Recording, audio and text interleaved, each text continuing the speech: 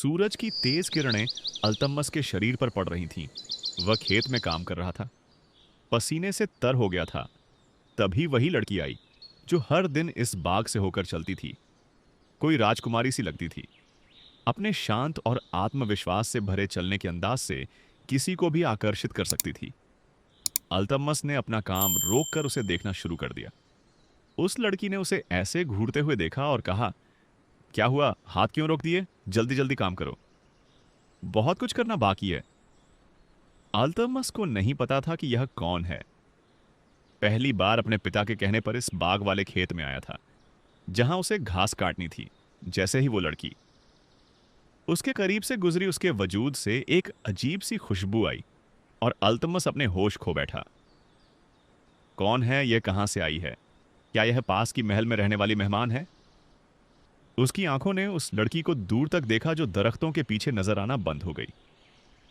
अल्तमस ने एक ठंडी सांस भरी और अपने काम में लग गया। लेकिन उसके दिल दिमाग में उस लड़की की तस्वीर चल रही थी। अल्तमस एक गरीब किसान का बेटा था। यही गांव में एक छोटा सा कच्चा मकान था जिसे उसके पिता सालों से पक्का कराना चाहते थे, लेकिन आर्थिक स्थिति के कारण ऐसा नहीं हो पा रहा था। अल्तमस पढ़ने में होशियार था और मैट्रिक के बाद शहर जाकर आगे पढ़ने का फैसला किया था। शहर में रहना आसान नहीं था। शहर में एक दोस्त था जिसके साथ वह रहता था, हालांकि दोस्त के घर वाले इस बात पर नाराज रहते थे। कॉलेज करने के बाद शाम को अल्तमस कहीं कहीं काम करता ताकि अपनी फीस का इंतजाम कर सके। एक रात जब सब परिवार मिलकर खाना खा रहे थे, अल्तमस के पिता ने बताया, उस महल में जो लड़की आई है, गांव वाले उसके बारे में अजीब अजीब बातें कह रहे हैं। कैसी बातें अब्बा? अल्तमस ने पूछा। एक आदमी कह रहा था कि उसने अक्सर रात के वक्त उस लड़की को कब्रिस्तान में घूमते देखा गया। कभी उसके हाथ में लाल गुलाब होते हैं, कभी अगरबत्ती। वह एक कब्र पर जाकर फूल चढ़ाती है और अगरबत्ती जलाती है, लेकिन अजीब बात है कि वह कब्र किसी अनजान व्यक्ति की है, एक लावारिस लाश की। अल्तमस चौंक गया। उसके पिता ने बताया कि वह एक बुजुर्ग आदमी था जिसकी पहचान नहीं हो पाई थी। यह सुनकर अल्तमस को बहुत उत्सुकता हुई। वह जानना चाहता था कि वो लड़की उस अजनबी की कब्र पर क्यों जाती है। अपने दिल की बेचैनी की उठा पटक को शांत करने के लिए आधी रात अपने घर से निकला। पूरा गांव सन्नाटे में डूबा हुआ था। धीरे धीरे वह महल की ओर बढ़ा चला, लेकिन वहां पहुंचकर दिखाता है दरवाजा खुला है और अंदर कोई नहीं है। अचानक उसे याद आया कि वो लड़की कब्रिस्तान जाती है। तेज कदमों से वह कब्रिस्तान की तरफ चला। दूर से ही लड़की का साया दिखाई दिया। छिपकर उसने देखा कि लड़की ने हाथ में पकड़े फूल कब्र पर रखे और वहां सिर रखकर लेट गई। वह कुछ बुदबुदा रही थी। फिर जो हुआ उसने अल्तमस के होश उड़ा दिए। लड़की उठकर एक पुराने पेड़ के अंदर गायब हो गई। अल्तमस ने अपनी आंखें मलकर देखा, लेकिन यह सच था। वह लड़की वहां से गायब हो चुकी थी। अल्तमस को काटो तो खून नहीं, जैसे जम गया हो। अल्तमस उस पेड़ के पास गया और आवाज लगाई, कोई है, लेकिन कोई जवाब नहीं मिला। जैसे ही वह वापस जाने के लिए मुड़ा, किसी ने उसके कंधे पर हाथ रखा। अब अल्तमस के पैर वहीं जम गए। मुड़कर देखा, वो लड़की अपनी बड़ी बड़ी आंखों से उसे घूर रही थी। अल्तमस उसे देखकर जैसे खो सा गया। वो हल्की चांद की रोशनी में भी चमक रही थी। रंग तो मानो एक कटोरी मक्खन में थोड़ा सा कुमकुम मिला दिया हो, वैसा गुलाबी। आंख हिरनी सी बढ़ी बढ़ी, उंगलियों को मानो जैसे पेंसिल की कट्टर से छिलकर तराशा हो। होंठों की बनावट धनुष जैसी, सुर्ख रंग। तुम मेरी जासूसी क्यों कर रहे हो? उसकी कड़क आवाज से अल्तमस का ध्यान टूटा। जानते भी हो कि मैं कौन हूं? वह गुस्से से फट पड़ी। तुम्हारी हकीकत जानने ही मैं यहां आया हूं। अल्तमस ने एक सांस में बात खत्म की। तुम कौन हो और यह क्या कर रही हो? पूरा गांव तुम्हारे बारे में बातें कर रहा है।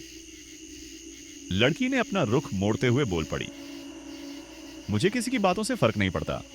मैं यहां किसी मकसद से आई हूं। मेरा मकसद पूरा होगा तो मैं चली जाऊंगी। अल्तमस ने पूछा, लेकिन तुम हर रात इस कब्र पर क्यों आती हो? तुम्हारा इस आदमी से क्या संबंध था? मेरे पिता कहते हैं कि यह व्यक्ति लावारिस था, इसकी कोई पहचान नहीं थी। लावारिस?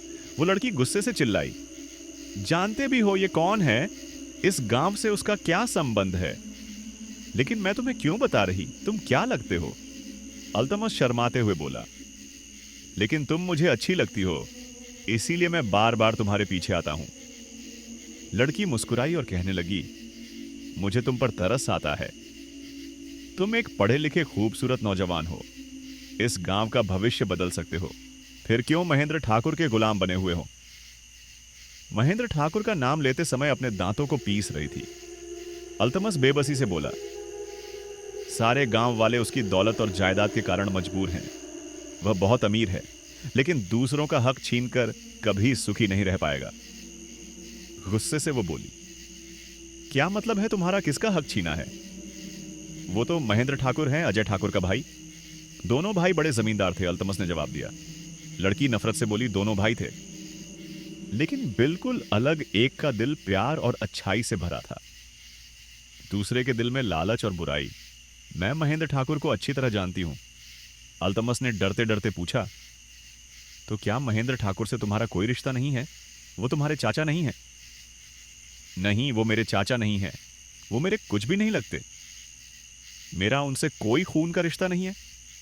मैं यहां सिर्फ अपने बाबा अजय ठाकुर के लिए आई हूं, जिन्होंने मुझसे वादा लिया था कि मैं उनके महल की रक्षा करूंगी। जिसका नाम उन्होंने इंद्र महल रखा था, उसकी आंखों से आंसू बहने लगे। अल्तमस बेचैनी से उसे देखता रहा। वह अभी भी कब्र का रहस्य जानना चाहता था, लेकिन उसकी आंसू देखकर उसकी हिम्मत नहीं हुई। चलो महल वापस चलते हैं, अल्तमस ने उसे दिलासा देते हुए कहा। रात में यहां रहना सही नहीं है। लड़की चुपचाप उसके पीछे पीछे चलने लगी। चलते हुए अल्तमस ने पूछा, अच्छा तुमने अपना नाम नहीं बताया? एक ठंडी आवाज से लड़की ने कहा, छाया। फिर कुछ देर तक तो उसके कदमों की आवाज सुनाई देती रही। फिर उसने बिना मुड़े कहा, तुम गांव की सबसे खूबसूरत लड़की हो, तुम्हारी खूबसूरती अलौकिक है। जब कोई जवाब नहीं मिला तो अल्तमस ने मुड़कर देखा, वहां कोई नहीं था। वहां छाया गायब हो गई थी। छाया कौन है और क्यों ऐसे रात में भटक रही थी? किसकी है कब्र? क्या राज है इंद्र महल का? जानिए अगले भाग में। इसके लिए लाइक सब्सक्राइब कीजिए। मिलते हैं अगले भाग में।